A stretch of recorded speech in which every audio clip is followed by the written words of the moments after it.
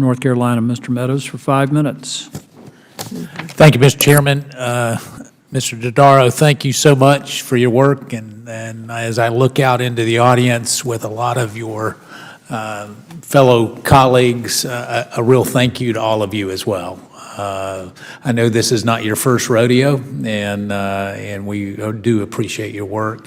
And it makes a difference. I think I need to stress that the recommendations that many times, a lot of times we can do these recommendations and think that no one is listening and no one is hearing, but I can tell you that not only do we listen normally, whether it's census or even Mr. Dodaro, I think strategic oil reserves was one of the things that you mentioned that we needed to address.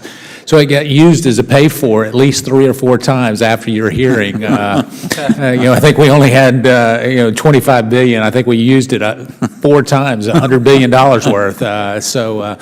As we become more accustomed to some of the recommendations that you make, what I'd like to do is for us to look just for our accountability and maybe for GAO's benefit is the number of recommendations that actually get implemented, and not just by agency, but overall, those cost-saving recommendations. I know that you're doing that as they come off the high-risk list, but right. the more specific where you can actually give the feedback to the individual sector that is working. So whether it's DOD or the IRS or anything else, if we could do that. So let me go very specifically to 2, if your DOD person would come back up real quick on foreign military sales. Yes.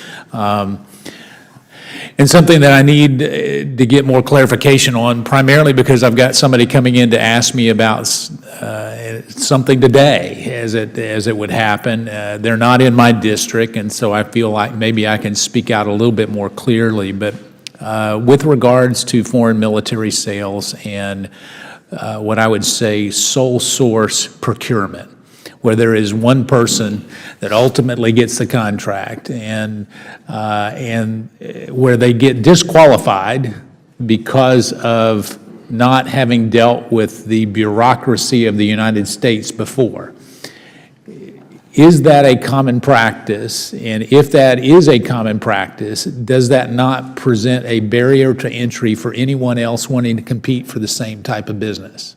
Because the reason supposedly was that they don't normally deal with the bureaucracy of the federal government, even though they are qualified to sell to the government, but because they haven't done it, they got thrown out. Is that common? I don't know how common it is, but it happens. Have you seen it before? Yes. Okay, so Yes. if you've seen it before and we have a barrier to entry because you haven't done business with the federal government, you can't do business with the federal government in the future, does that not have a chilling effect on competition? Yes, and it keeps non-traditional firms from entering into the DoD market, and we're not able to take advantage of some of the commercial innovation, and we're taking a look at that right now. All right, well, will you take the message back that there's one member from North Carolina that is not going to give up on this particular issue, and that he has the support of 2 very senior senators in the upper chamber that would, not necessarily from my state, that are looking at this very exact thing. And so if you would take to them that if they're going to have a chilling effect on competition, we're going to look a lot closer at the procurement aspects as it relates. Would you do that for me? We will do that. All right, great. Mr. Dodaro, in the 49 seconds I have remaining, let's look at tax gap and and truly at where we are in terms of not collecting taxes. I understand the newest one is $406 billion is the tax gap. Eventually that becomes real money, doesn't it? In a hurry. Yeah, in a hurry. So when we look at EITC and the Earned Income Tax Credit, it shows that improper payments average around 25 to 26%. Is that correct? I believe that's right. And so is that a historical trend which typically doesn't change much year to year? As I recall, it's been pretty much in that neighborhood over time. I'll go back, I'll give the exact numbers for the record. There was a slight drop this past year, but there's no big changes that I've seen. There's some structural issues with that area. Okay, so if there are structural issues, at what point do we get serious? Because even just on the improper payments there, according to my notes, it's between 13 and $15 billion. Right. It's the third largest improper payment behind Medicare and Medicaid. So how do we fix it?